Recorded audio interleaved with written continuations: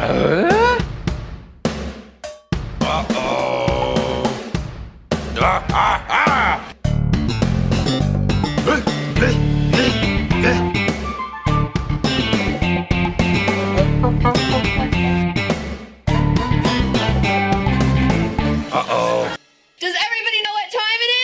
and podcast time. That's right. Binford Tools is proud to present a Home Improvement Podcast. My name is Adam. You'll know my co-host, Jordan. Hey, Jordan. Adam, my partner. My How are you man. doing? It's, wow. I don't know. This season, now we're season 7. We're kind of getting down to the final stretch. Yeah. I guess you can say that when you have a year left, right? I don't know. Sure, yeah. This is the year that we get senioritis. Oh, senioritis, yeah. I think we had senioritis around, season 4 or 5. I'm feeling a new sense of dedication now that the end is in sight. But we're gonna go opposite directions. That's that'll good. even out, so it'll be perfect. But season 7 is upon us, Jordan. We haven't spoken since season 6, so it's been a while. You make it seem like a long time, but wow. But really, we texted yesterday. Mm-hmm. Yep. Yep, but we don't want people to know how close we actually are. No. We're just two random people doing this podcast. We're just two guys on a wild journey going through home improvement. Speaking of a wild journey. Yeah. How was your trip to Maine? It was really good, Jordan. Was it as wild as we are building it up to be? Yeah, it was lit. Maine in October, just nuts. No, it was really nice. Did a lot of writing, saw a lot of really beautiful sights, saw some things that I'd been wanting to see for a while. I could go on and on about the trip, but I will just a brief story that is sort of related to the podcast is... Cat has something to say about it. Boy, this is a spooky episode. It is, yeah. It's a haunted October. No, we at the Maine Media Workshops. I'll give them a plug. But we did a lot of writing. At one point during the week, there's various classes going on. Like there's a cinematography class, filmmaking classes. But there was one class that was a voiceover class. So people are training to do commercials and what have you. And we got to read our pieces of writing in a sound booth and stuff. And yeah, it was pretty cool. And it probably is what real podcasters feel like with, fancy equipment and studios and soundproofing. And no, it sounded really great too. It came out crystal clear. You don't have any cats in the background. No, or no crackling, children screaming, no crackling microphones. Lawn mowers, which used to make an appearance every episode. Yeah, delivery trucks at apartment complexes. No, it was really cool to do that big microphone and hearing what I have to say, my voice could sound so much better if we just had better equipment. So that's kind of what I'm going to blame it on. So Patreon donors, step up your game.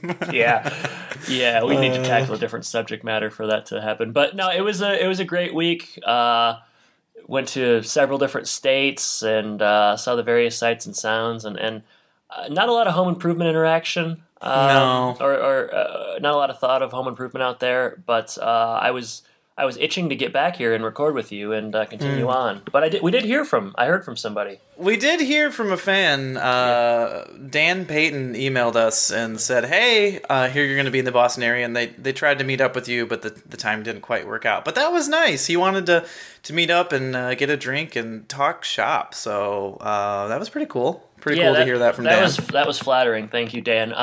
The deal breaker was he said he would buy me a beer. But I don't drink a beer. I drink if I'm sitting 40. down, it's 10 or 12. Yeah, at least. So, no, you're kind of like Brasky in that way. A little bit like Bill Brasky. No, thank you, Dan. That was very flattering. And next time I'm in Salem, Massachusetts, which who knows?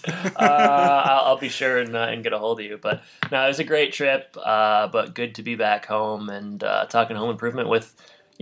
One of my dear friends. So dear. One of my 5 to 10 best friends. Oh, that's quite a range. Savage. Sorry. I was going to... you mentioned something about how you had to share your podcast at this thing. Was it just one of those things where they asked, some things that you're interested in, you shared it, and then everybody just moved on and were confused? Oh man, that's really complex. So there's a couple different directions that I could take this in. Okay.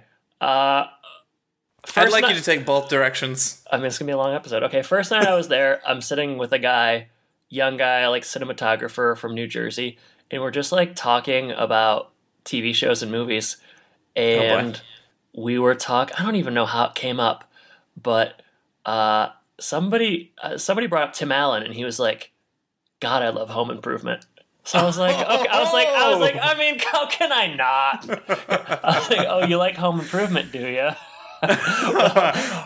Put on I have the podcast for you? Put on your big boy pants because you best bring your bib. It's about to get messy. So that was one thing. I mean, obviously, like I had to bring it up then. And, people are always nice. They act like they're impressed or interested.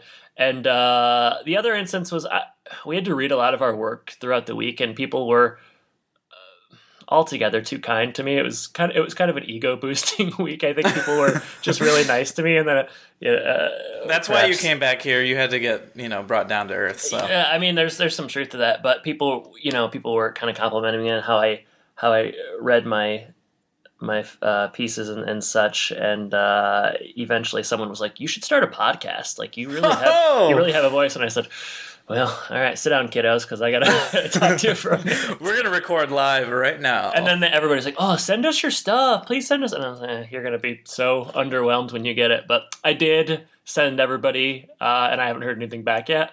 But it was a tight knit group of us in class. So hopefully, how many people? In my class, 3 other students and a teacher. Wow. So yeah, it's kind of like the Breakfast Club, basically. Hey, we got a lot closer than the Breakfast Club ever did. I'll tell you that much. Wow. I'm the Judd Nelson role, obviously, kind of the rebel. But if you're listening, guys, I'm sure they're not. But you had a great time. It was nice to meet him. Had a great week with all of you, and I wish you the best of luck in your writing endeavors. But yeah, the podcast came up. Not, I don't work to bring it up, but I'm at the point where I'm not going to shy away from an opportunity, so. Sure. I was, last weekend I went and played flag football with some people at church, and some guy there who, I know him, but I was shocked that he knew that I had a podcast. Like, he just remembered. We must have talked about it at some point. And I was like, oh, now I have to talk about the podcast. He asked how it was going, so I had to share, all of our achievements and whatnot. He seemed impressed, but also, like you said, people are just kind of generous. So I think it's also just like a general amusement, like, oh, that's how you spend your time. Cool. Mm-hmm. It's like, oh, that's one way to live a life. I think that's half of it. You've dedicated your time to that. Yeah, it's like Planet Fitness, sort of. Yeah. Oh, yeah. I'm glad we don't track how many hours. Let's just say that. 10,000. Malcolm Gladwell. We're pros. I hear that's not true. Yeah, I was reading another book lately, and it says that's not quite the case. So Gladwell's kind of a hack. No offense if you're listening, but yeah. Gladwell? Yeah, he's a hack. He also loves our podcast, but true. The book I'm talking about is Range, so you can read that one if you want. Is it about like golfing, driving range? No. It's how Season generalist. 7, we're back. All right, cool. All right, look up Range. Let's talk about what we came here to do, and that's Home Improvement Season 7. Yeah. So you said you have some general information. I'd love to hear what you have. I would love to tell you as soon as I find it. Scrolling. Okay, so I can tell you this much. Ratings. But no more. I can tell you exactly this much, no more, no less. Season 7. Show was ranked 10th throughout the season.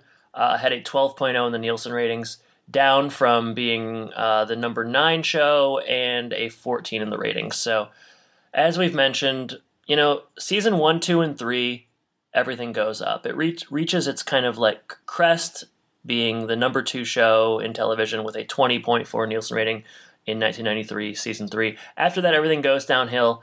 So yeah, when you hit season 7, it never goes out of the top 10. So this is, again, it's going to be ranked 10th. This season's going to be ranked 10th the next season. But we're talking almost half the viewers that it had during its peak. So you got to keep that in mind as you kind of watch this season. Other big changes. Do you think the problem was Eileen left the show?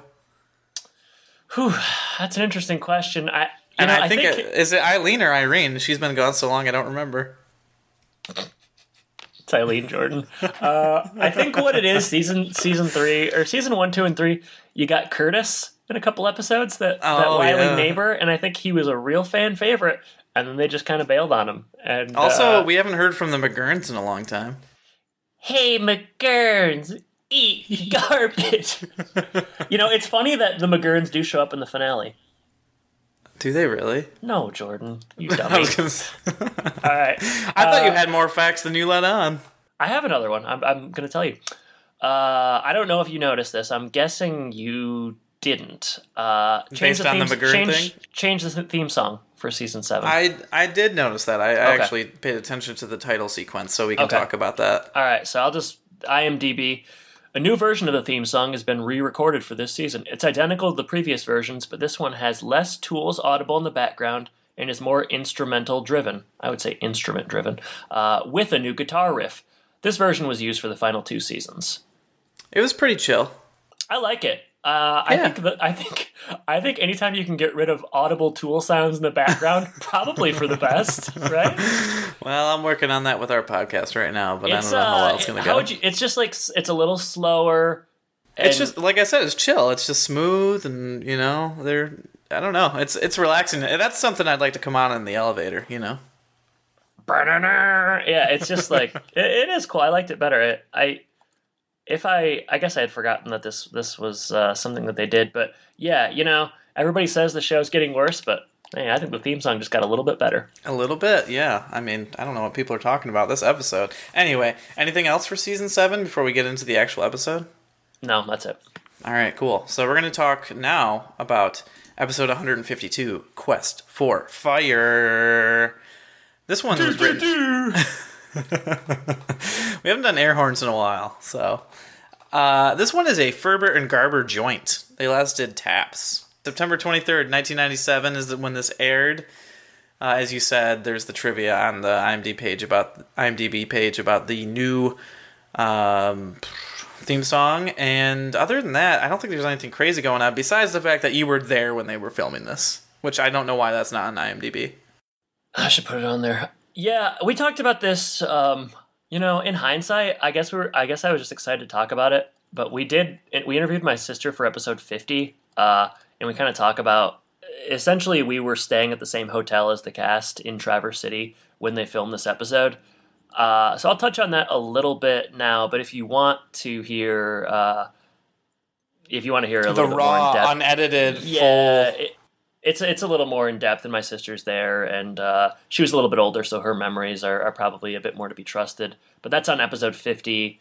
I don't remember what the episode covered, but that is an interview we did at the end. So yeah, we were in Traverse City staying at a Holiday Inn during the taping of this episode. Saw ZTB, talked to him, got his autograph. He swore a lot. He was a little ruffian.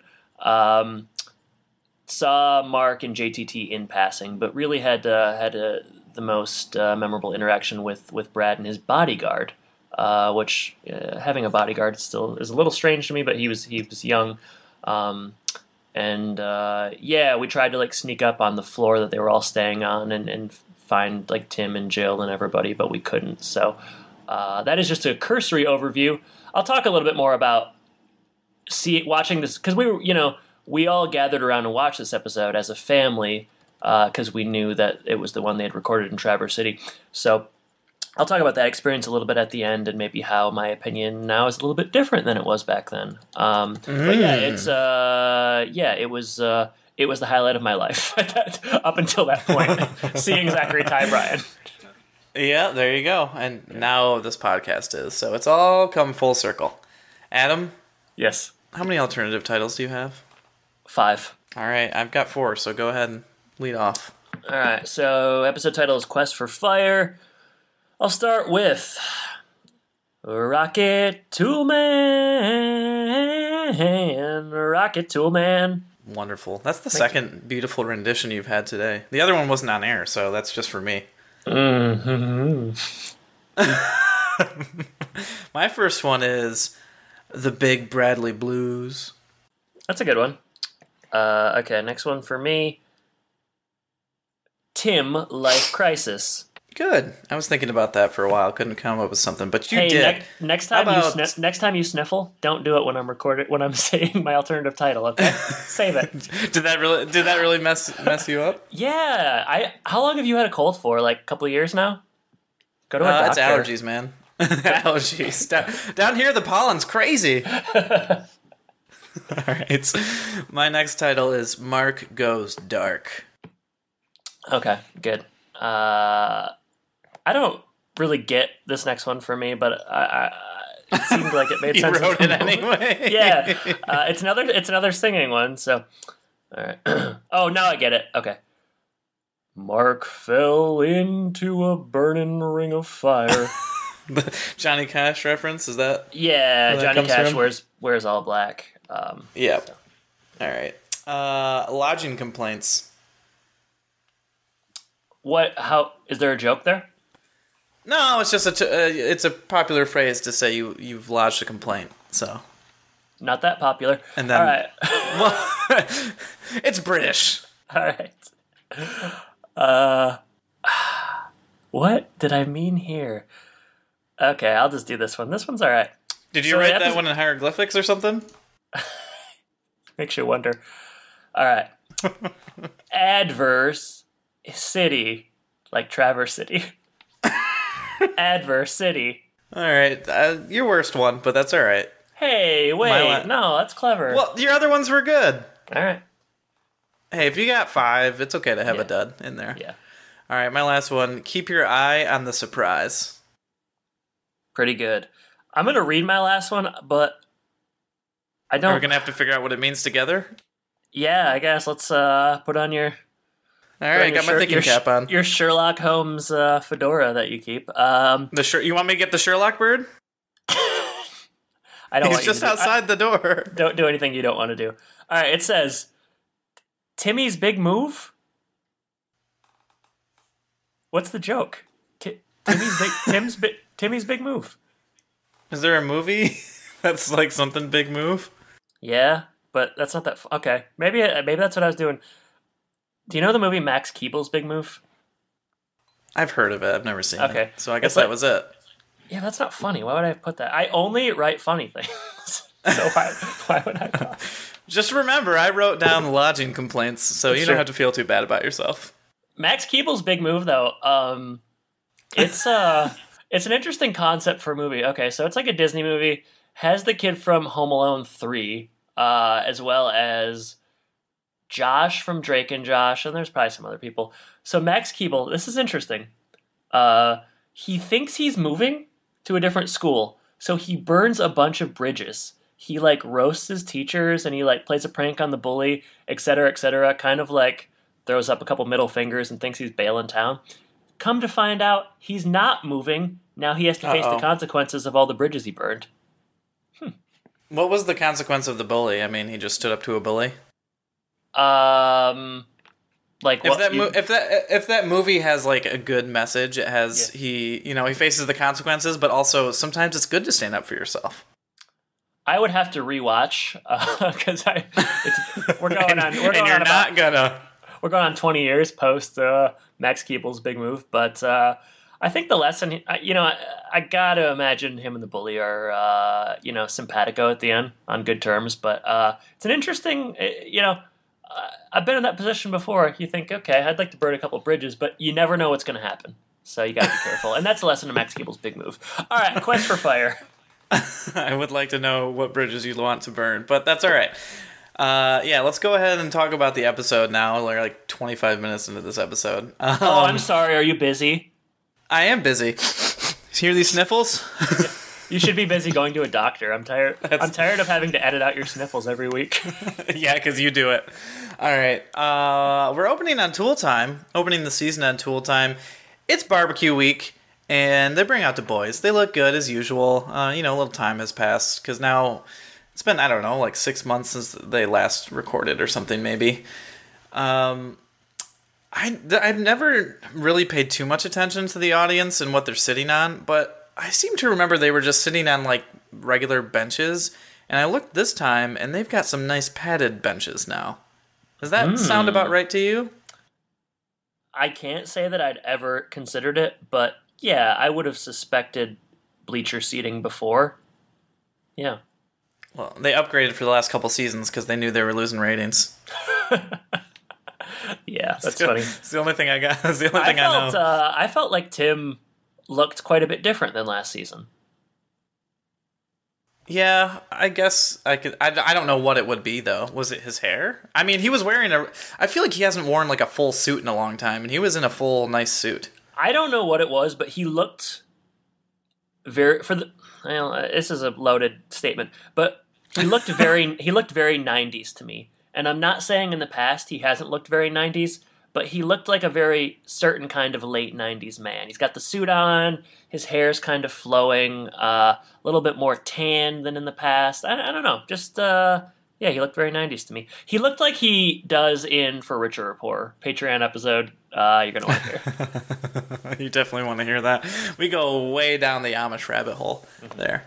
No, I guess I didn't pay too much attention to it because nothing was like crazy, but I did notice that there was a nice suit. And I feel like almost every other time we've seen him recently, it's just been like the shirt. I guess he takes off the jacket usually, right? And that's what Heidi does? I don't know. So you feel like we should know after 150 episodes. He sometimes hands the jacket to Al, and I'm always thinking like, if I'm Al, I'm thinking Al doesn't get paid enough for this? Yeah, I'm not taking that jacket. I don't know. Yeah, it just struck me. Later on, you get to see Tim in a little bit less than a suit. A lot of tanks in this episode, and I appreciated that. All right, barbecue goes back to primitive times, but now you can cook like a king. I kind of thought this would be a good moment for the man's barbecue, but they do not go that way. Instead, they're just talking about, well, they kind of do, but they don't even talk about it. Like, they have like all the bells and whistles at this amazing barbecue, including a hibachi chef that pops out. So not bad. That's kind of like usual for the man's whatever. There's usually somebody who pops out, either the bartender or the chef or whatever. $35,000 grill. I mean, it's an expensive grill. Oh, is that how much that costs? Wow. Yeah, $35K. So start saving. Yowza. All right. Well, they're going to start talking mostly about the classic, which is charcoal. And they go on to do a little competition, as they're wont to do. How fast can you light the coals? Apparently, the world record is 3 seconds. And Tim, he's one for showmanship, and he wants to break the record on air. So he got some tips from his friends at NASA. I guess, he was calling in all those favors from, oh man, what's that guy's name that we love so much? Bower Socks. Bower Socks probably gave him this information. Mostly because he wanted him to blow up because they have such a contentious relationship. But they go outside. They've got their suits on. He pours jet fuel onto the charcoals, lights it up. Al is timing how long it takes to light up. I don't know how you could decide like when to start this timer and stop this timer. It seemed very, very unofficial, the record breaking, It also seemed like it was way quicker than 2.6 seconds, but who knows? Yeah. Tim breaks the world record, but he can't contain the fire. Who knew that rocket fuel was just so flammable? And the grill takes off into space. What do you think of this? If ever there was a way to kick off the 7th season of a TV show, it's with a grill shooting into outer space. It's just like, it's very symbolic of a show that's been on the air too long and has heightened to the point of just being pretty silly. But yeah, quite a way to start season 7. I'm not saying that this colored my feelings for the rest of the episode, but it's very apt. Well, and it continues. We'll see this grill and hear about this grill multiple times in this episode. But that's the opening scene. And we move on to the new intro, which we talked about the theme music. We both like the new theme music. What do you think of like the new graphics and stuff they've got going on? I love it. Yeah, I really liked it. I always like, I remembered the end where it shows the family kind of stages of, young, boys are young, and then middle, and then kind of, I enjoy that. Yeah, I like it. That is nice. This is my intro. This is the intro I probably remember the best because this is when I was the oldest when the show was on. So agreed. I guess, well, I don't know. I remember the video game part a lot from being younger too, but was Debbie Dunning on there last season? No, that's new. Okay, that's new. Also, something new. The one thing I would say I didn't like was at one point Jill waters a flower and Tim turns into like a sunflower. I didn't like that one so much. Why? That was cool. Well, you probably don't get it. It's probably a little too layered for you. It's over my head. Yeah, you're right. You're right. Yeah, that is dumb. I hadn't really thought about it. I guess neither here nor there. I wanted to, I know that this episode is seemingly going to be quite long. I wanted to backtrack a little bit. Sure. We've talked about this before, but moments in Home Improvement that defy any kind of like real logic, this girl has got to be near the top of that list, right? Like we talked about, we talk about the thing where like they shrink down and are inside like a carburetor, but yeah, I mean that was pretty bad, but this is yeah. I don't know if you can think of any other moments, but that was really something. You know what's funny? They've done it so much that I just wasn't surprised at all, and it was just like, oh, this is how this episode's going to start. That we didn't think too much of it, so that just kind of goes to show like this kind of stuff that they do. So, but like seasons 1 through 3, you're not getting any of that. That's kind of the point I'm trying to make. Like it. You're just getting like a dishwasher that blows up or something. Yeah, it's like a family show. It's just like family problems, very kind of mundane and innocent. And then you get to season 7, and they're shooting a friggin' a grill to outer space. It's just funny. I don't know. It's fun. It's funny to me. But I digress, Jordan. I've got to talk to you about this next scene. All right, you've got to do it. Let's hear it. All right, home. Boys are watching Tool Time at home. Everybody's a little older, a little more mature. Did you notice this, that they changed the font on the opening credits? Oh, no. Oh, no. Yeah. I know what you're talking. Oh, yeah. Yeah. Do you? Because you seem confused. I'm very confused. Do you mean like during the intro scene or whatever? Or do you mean like after that when they're just kind of showing like executive producer or whatever? Post-opening theme song, we are in the house. I did not notice just that. Yeah, it's, I can't really describe them, but they're definitely different. It's a different font. You'll have to check it out next episode. All right, get a little context. We find out Tim's been acting weird lately. Real weird. Just like weird, and no one really knows what's up, but he's a little philosophical. He's a little different. Family's going to take a vacation. They're heading to northern Michigan. I don't know that Traverse City is ever outwardly stated, but I don't think so. I'll tell you a little behind the scenes. That's where they went. Mark is, he's goth now. Not officially quite yet, but we're about 50% he's just wearing a lot of black. Right now he's wearing all black, a la Johnny Cash. I'm excited. I'm looking forward to where that goes. Tim comes home. He's happy, he's excited, and he starts kind of talking about this surprise he's got. It's a little surprise. Wow. He can't tell anybody about it, but he's excited. Everybody kind of just comes in at once. Brad comes in through the side door, and bad times for Brad. He broke up. Well, not he broke up. Angela broke up with him. They are no longer a couple. And Brad, he's sad. He's a bit of a nihilist this episode, and I got to say I'm here for it. I enjoyed it. It was pretty good. I'm surprised that him and Mark didn't bond a little bit more over this episode, but I guess Mark, like you said, isn't fully into goth yet, so he's not quite at that stage. Nah, it'll be weeks before we get there, like 2 weeks. Brad should have went back to the sports world or wherever he was working. He would have been hitting it off with that lady who worked there, that teenage girl, whoever that was. Yeah, I want to say her name was Holly, but I don't know. I might be wrong. That sounds about right. Yeah. Yeah, they also check Mark's luggage here. Like, not only is he wearing all black, everything in his luggage is all black, too. So, it's the writing's on the wall, as you said. Brad, besides just moping, he doesn't even want to go on this trip now. But Tim says, you can mope at the lake. Which, yeah. I mean, he's not staying at home. That's stupid. No. Next scene. We're taking the Nomad north. Tim continues to float his big surprise. It's a short scene, just shows him on the road.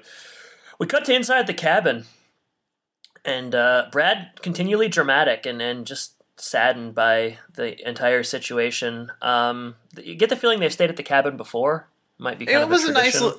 And it was a nice little cabin as well. I thought, it was a nice little cabin. Yeah, it made me think of your cabin that you used to have. Similar, I would say. Boys are fighting over the bed. Maybe there's only one bed to sleep One in. nice bed, because they talk about later there's like a spring popping out of another bed. Okay, well, they're fighting over that. Kind of randomly in a very television moment. Well, I guess maybe this is floated earlier, but Lauren is staying nearby. Lauren being Randy's girlfriend. She's a little older as well. And she took a boat across the lake, or she's got a boat. That's what it sounds like. It sounds like they're staying on different parts of the lake. And as you said, it was mentioned earlier that she was already up there, so they didn't just like make this happen like they will with Wilson later. And spoiler. And I mean, Randy wants to go see his girlfriend. It makes a lot of sense. Yeah, but not going to be quite so easy. You gotta take your brothers as well, because she's got a couple. Lauren's got a couple of her, I think maybe friends, sisters, whatever. There's a couple other ladies there, and Tim floats the idea to Mark and Brad about there being some girls in a boat, and they rush to the door. They are ready to meet those ladies. A little surprised to see Mark so interested, but he's getting older, so why not? Also, Brad was so depressed a minute before. I'm surprised he came out running as well. So, but it's good. Well, Jordan, you can relate. I remember you going through some breakups, and you know what? Your motto was always onward and upward. So you get it. No comment on any of that. It's good. It's good to see the Taylor boys together. I think we're gonna get a good scene here in a moment. So, they don't really do it right then. I think. Did they go to the lake right then, or is that the next scene? We're in the water. Yeah. So we leave with all the boys excited. We're at the lake. Mark surprisingly is hitting it off with whoever he's talking to. Like, she's kind of into the all black vibe, and that's a goth girl. Yeah, conveniently there is a goth girl in the boat, which is nice. Does she look? I don't get any indication that she is that. She's wearing all. Okay.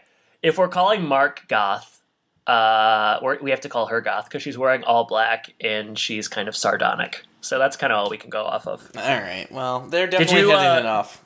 Did you read that is Lauren's sister in real life? Wow, how do you like that? I like it a lot. That's interesting. Yeah. Brad, however, not doing as well. He's talking to, like you said, I don't know whose sister is who or who's the friend or whatever in the scenario, but Brad is talking to another girl, and he just continues to bring up Angela. So that's not a good move from what I hear, but he continues on and can't really stop. Tim and Jill, meanwhile, are in a speedboat somewhere on the lake and just having a good time. Jill driving, will not give up the wheel. There's a lot of, like you said, Brad is just kind of depressed in this episode, and it's kind of funny. There's a line here where they go back and forth between these, two boats, and Randy and Lauren are like, we want to be alone, as a couple. And then Brad's like, if you think about it, we are all alone. And I don't know. I just like that Brad's saying stuff like that. It's pretty good to me. Yeah, Brad's funny. It's a good Brad episode. He's funny. This is a good Brad episode. Tim comes by in the speedboat, so he apparently got the wheel, and he flips the other boat. Not a huge surprise. Dirtbag move by Tim. It's a big lake. You got a lot of space. There's no reason for him to get that close. But hey, he's got the need for speed, and he's kind of in a weird mindset. So maybe he dozed off or something. But yeah, if I'm those boys, I'm not feeling so great about things. But no, I don't know. Maybe they start having a splash fight or something. Maybe that's what Tim was going for. Is that what you do? Just a natural next move, Get the girl in the water, start a little splash fight. Jordan Lyons playbook. Before you know it, Lauren and Randy are kissing, so I guess maybe that's what brought it. I don't know. It's hard to know. Yeah. All right, we're at the cabin.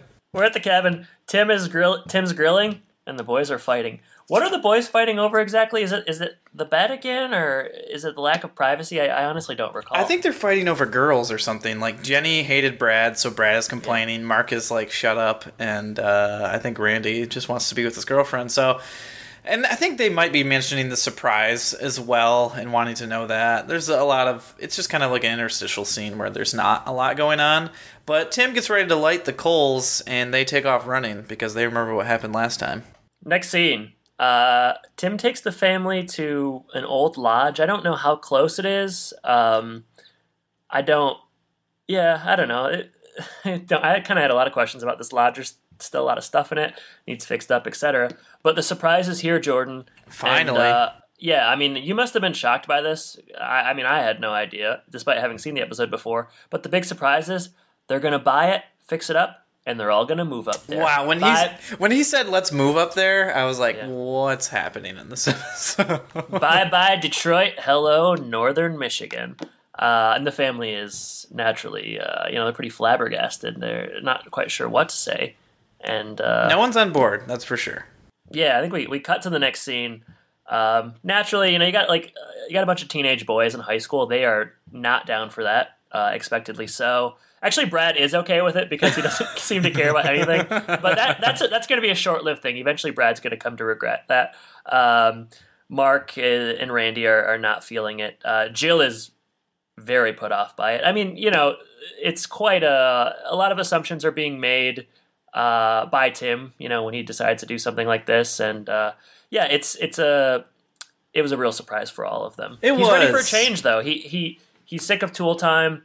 We can kind of gather the midlife crisis isn't brought up until later, but as viewers, we can kind of surmise that that's what's happening. And he's just kind of lost right now, Jordan. It is, yeah. And I think, like you said, he's just kind of taking things out of context. I think Jill and Tim talk alone for a moment, and he's like, you said things are moving too fast, like life is moving too fast, and so, he's not thinking necessarily everything through, and we're going to find out in the next scene why. Because we're on the beach, and Jill is out for a walk, and she sees a great sandcastle. Somebody's working hard. And you know who's behind that sandcastle, Adam? Who's that, Jordan? Wilson W. Wilson Jr. All right, well, we better play a clip then, huh? Now let's do it. Whoa, what a beautiful sandcastle. Well, thank you, my beachcombing neighborette. Wilson, what are you doing here? I got a call late last night that cabin number 4 had opened up. Apparently, Reverend Hicks checked out in a huff.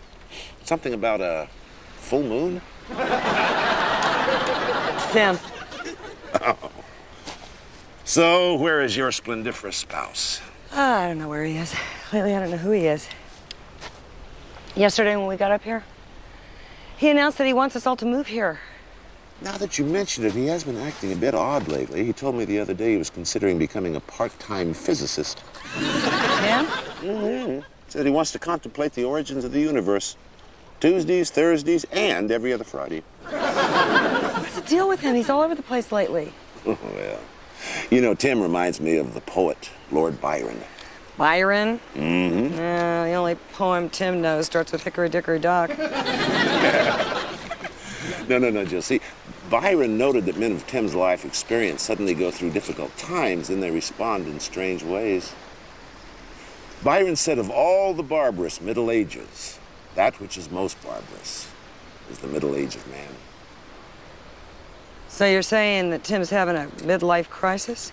Well, I'm not sure about that. I do know he is at an age where he has to come to grips with his own mortality. I don't know, Wilson. It's not like Tim's wearing gold chains and has a blonde on each arm. Yet. Well, the truth is that every man struggles with middle age in his own unique way.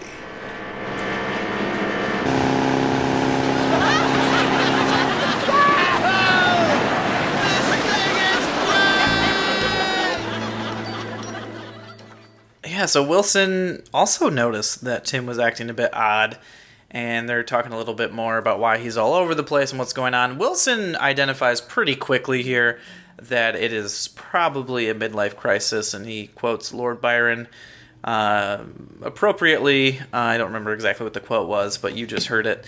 And everyone deals with this kind of situation differently, says Wilson, and as he does, Tim speeds by in a speedboat. I guess he's having fun. He's just trying to get a little bit excitement and something different and some change in his life. So that's where the Wilson scene ends.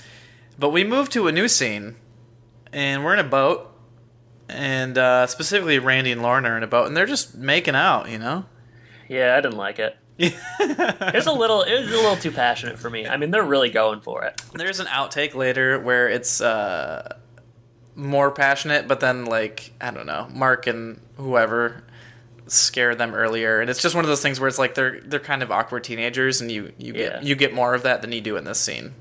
Right, yeah, they're just really I mean, they're basically attacking each other in the scene. It felt like, I don't know. Yeah. So yeah, it does end when Mark and the girl that he's with sneak up and try to scare them. So, Randy and Lauren can't get any alone time in this episode. It's hard. What do you expect? I mean, they're teens, so it's probably a good thing they don't. Well, Jordan, geez, coming down hard. Well, I have to imagine when we saw Brad and Angela in that whole situation that Tim and Jill would not be happy about this. Hey, you're a father of daughter, so you gotta start thinking about stuff like that, I guess. But I wanted to get back to I remember when you kind of went through a similar thing that Tim went through in this episode, and you ended up buying that Honda. The bike. Yeah. The Honda bike. Yeah. That thing was fast. Yeah, that was cool. It was so fast, but I was so scared that I would only let other people drive it, and I would watch them. Generous of you. I was like, I bought this just for you, man. You got your kicks off of other people enjoying it, which is, that's kind of a sweet thing. I've always liked to live vicariously through other people. Wilson behind the sandcastle, where do you stand on that? I mean, it's Home Improvement, so like I know that's the story, but like I don't know. I stand the same place where I stand with the grill flying through the air into space. Like, okay, yeah. Just season 7. Season 7. It's Home Improvement being Home Improvement, so whatever. Yeah, all right, fair. Carry on, Jordan. You're doing a good job. Later, Brad finds Jill working on a sandcastle of her own, and Jill tries to talk some sense into Brad here. Say, you're young, you'll meet other girls, and this happens to everyone. I guess that's enough to snap him out of it, so I'm glad that he takes that advice. Jill comes by, and he has crabs. No, Tim comes by. Oh, I'm sorry. Tim comes by. Jill is in two places at once. She has cloned herself. Jill Gemini mans herself, and Tim has crabs. I mean... Sure. Yeah, I don't know. It is what it is. We're being pretty generous here. Yeah.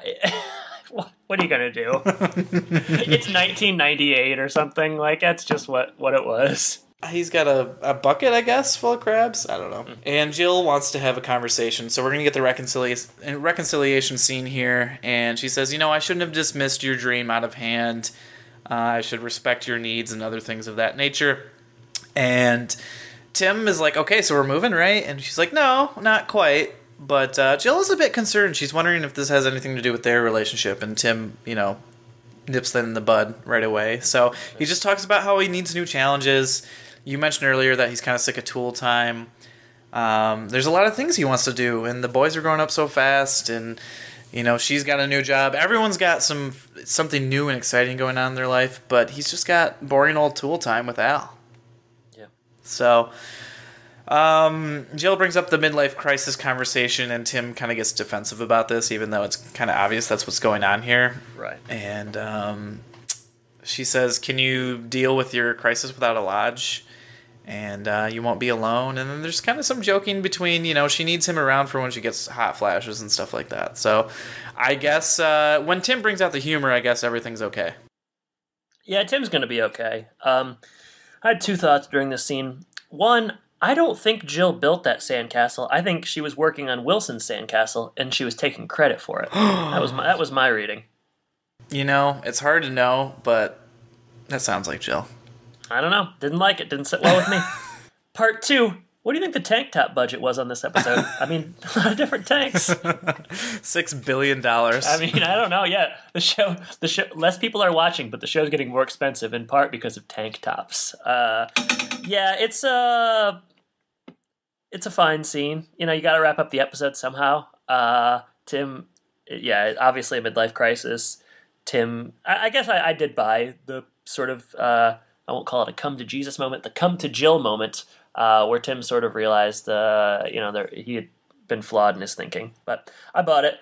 Final scene here. We're sitting by the water, and everything seemingly is good again, and they're kind of bonding. I don't remember what they're talking about specifically. I think they're just saying, it's beautiful. It would be nice to live here someday. Yeah, right. Okay, forecasting for the future. And but there is something coming from the depths of space. A weary something traveler, smells good. Traveler. Oh man, something smells good. And oh man, you had to know. Full circle, cyclical. as the changing of the seasons, that grill, it lands. It comes in and it splashes into the water. And it's season 7, baby. Roll credits fade to black. Quest for fire. Wowzers. Jordan. That was a lot. It's a bear of an episode. It was, we did see a bear in the episode as well. When was that? There was a stuffed bear in the lodge. Is that right?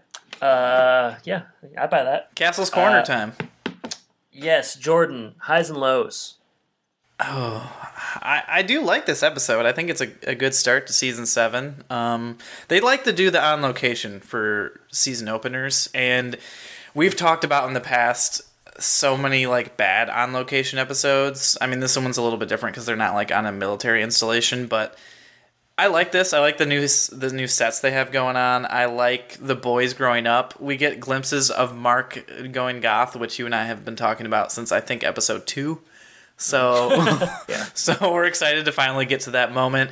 As you mentioned, Brad is just kind of funny in this episode, and his attitude toward being broken up by Angela. And Randy, he's coming of age, so good for him.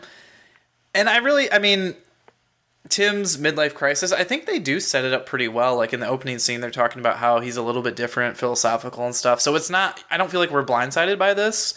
I feel like we've had this kind of an episode a few times. Like I feel like Death Begins at 40 is kind of like this. Where, very similar. Yeah. So I guess I don't love that, but I think they did it well. So lows, this grill gag, I don't know. Do we let them off the hook for this? Is it... I think it's like just that's sort of how it's going to be from here on out. Okay. So... Yeah, I don't. It's a difficult question because this is the new norm, and like if you watch any show, obviously like not the prestige shows, but if you watch any sitcom, like after like 6-7 seasons, like this kind of shit just starts happening. Like even in the good ones like Seinfeld and Friends, like really dumb things start to occur. So. I don't know. It gets pretty zany.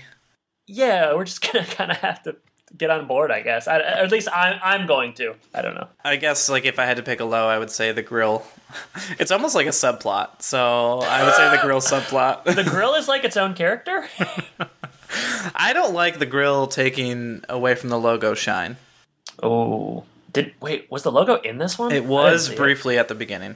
Okay, all right, we gotta track that. I don't want the logo to just disappear. And then us not be able to say a proper goodbye. That happened once with the Colonel, and it's not going to happen again. No way. All right, Adam, tell me your highs and lows. Yeah, I think I was harder on this episode discussing it than I don't know if that correlates necessarily to how I felt. I liked this episode, and what I kind of teased earlier was I remember when we all gathered around the TV as a family, in 1997, I believe, to watch this after having been at the hotel and kind of seeing things behind the scenes, albeit very briefly. I remember my whole family being pretty disappointed in this. I think we felt like it was sort of a little too contemplative. I didn't say that when I was 7, but I would imagine I thought it was boring, a little bit meandering. Midlife crisis is kind of lost. But now that we've both had quarter life crises, I'm just like I guess like what I'm getting at is I thought it was kind of boring then. I thought it was kind of a bummer, and I probably liked the grill thing back then. I would imagine I think even Brad's humor was probably lost on me. Now in my family, I can't speak for them. I don't know. I'd have to talk to them about that. But I remember being disappointed. But in rewatching, I thought this was a pretty good episode. Obviously, the grill stuff is dumb, but like I said, I don't know. That's just kind of how it's going to be from here on out. So what are you going to do? I like your comparison to the Death at 40 episode is pretty on the ball. I think it is similar, but I bought this. Tim going through a midlife crisis, getting sick of tool time. That's understandable stuff. They used the location well. You get a lot of like beach stuff, like. The lodge, I enjoyed the new locale. It's funny. Brad is funny. Brad's quite funny. The kids are good. I like watching them go through kind of new challenges. Tim and Jill have some good lines as well. I found myself laughing quite a bit.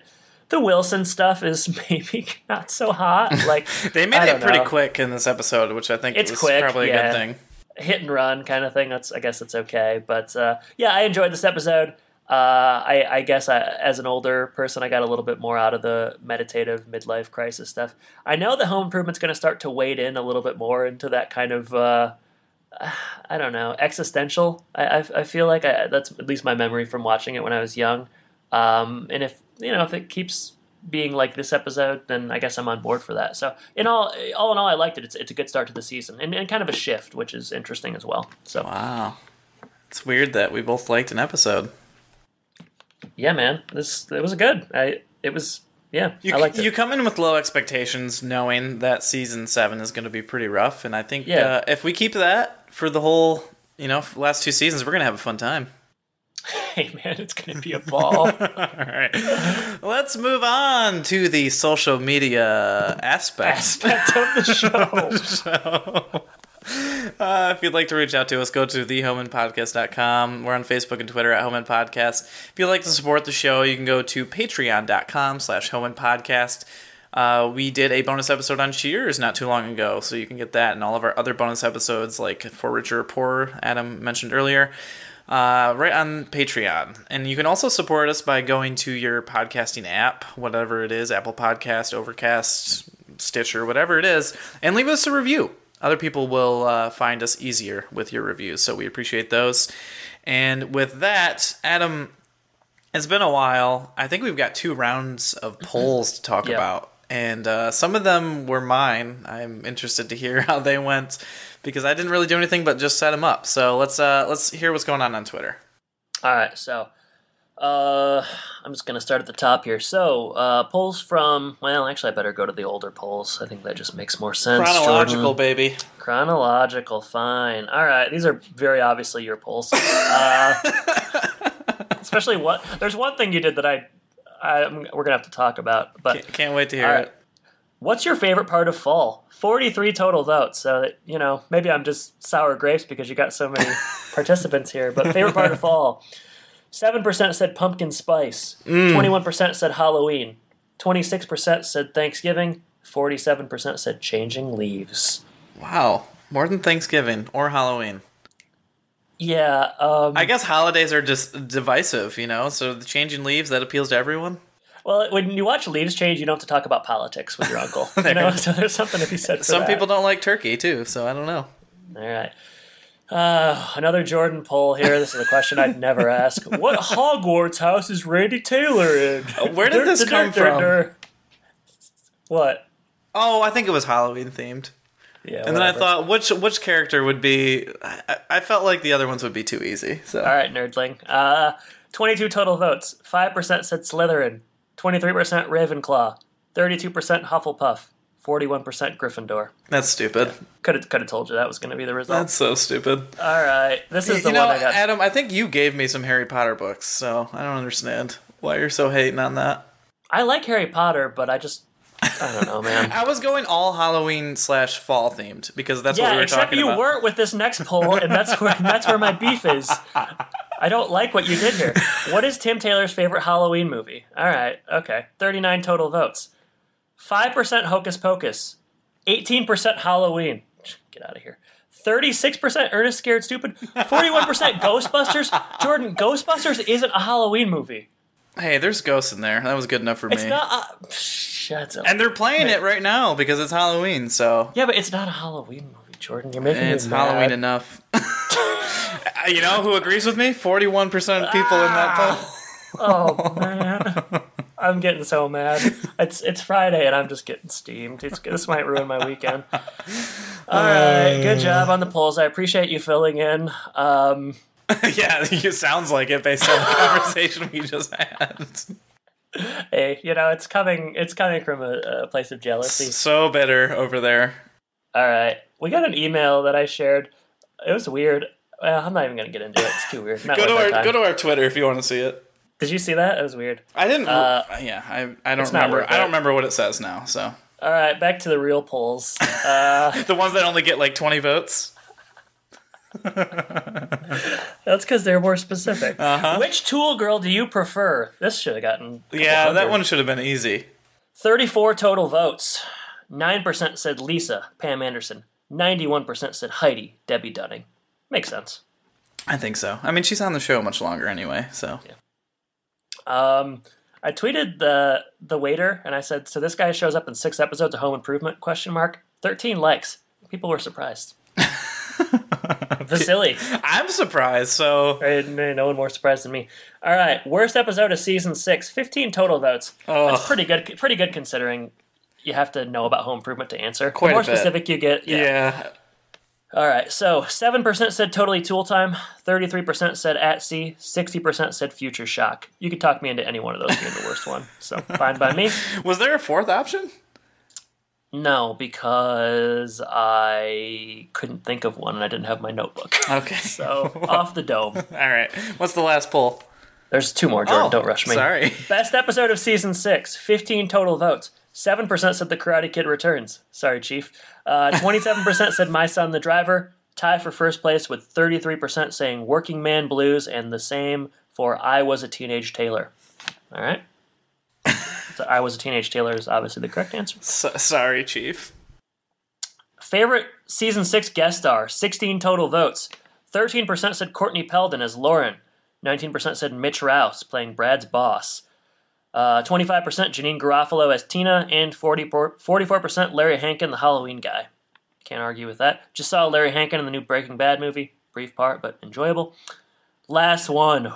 Man, am I getting tired.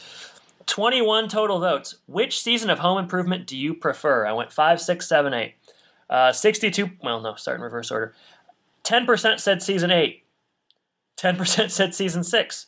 19% said season 7, that's encouraging. Interesting. And 62% said season 5. So, I don't know, I'm slightly encouraged, I guess, by that.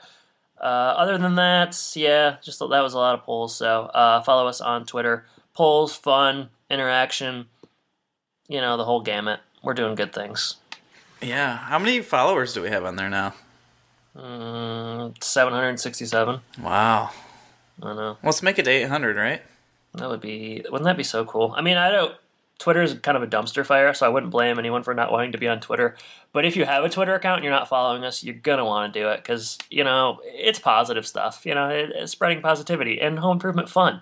Who doesn't like that? Who doesn't like that? We need that in the dire world that we But live in. we're not... I thought you were going to say dire wolf, like Game of Thrones. But we're not talking Last Man Standing, so if you have Last Man Standing takes, get that shit out of here. There's nothing that ruffles your feathers more than people asking us about Last Man Standing. I don't like Last Man Standing. I'm sorry. You would rather guest host another home improvement podcast than talk Last Man Standing. Honestly, yeah, I would, wouldn't you? Hot take spoiler alert? Yes, I would. All right. Well, that's fun. That's a lot of polls. That's a lot of fun. And we've almost reached an hour, so I don't know that we need a question of the week. I think we kind of used all of our question of the week, like 4 seasons ago when we were doing like boring questions or fun questions to perk up your boring gathering or something. You mean you don't want me to ask you what you're reading for the 600th time? Adam, what podcast are you into right now? Like anyone cares. Yeah. No, maybe when we get closer to Halloween, I'll think of a spooky question to ask you. But no, we're at an hour. Let's put a call out to our audience to supply us with mailbag questions. Let's yes. Let's get them to do it, and we'll answer one per episode or something like that. Yeah, send us your mailbag questions either on Twitter at Home and Podcast or our email homeandpodcast@gmail.com or snail mail. Jordan, your home address is redacted. Redacted. Yeah, that would be good. Yeah, go ahead. Yeah, that would be great. iTunes reviews as well. I would like 50 would be great by the time. Yeah, we got 43. We're so close. Yeah, by the time we throw in the towel on this thing in about a year, it'd be great to have 50, a nice round number, and I'd like to have 800 Twitter followers as well. Then we could go out with our heads held high. Jordan, what are we covering next week? Next episode, Clash of the Tailors. It's gonna get contentious. Man, hopefully there's no clash between the co-hosts here. Jordan, it's been a pleasure talking home improvement with you. I'm excited for season 7, and I'm really excited for season 8. Listeners, thank you for listening. Jordan, thank you for joining me, and I guess I should say take care. Take care, everybody.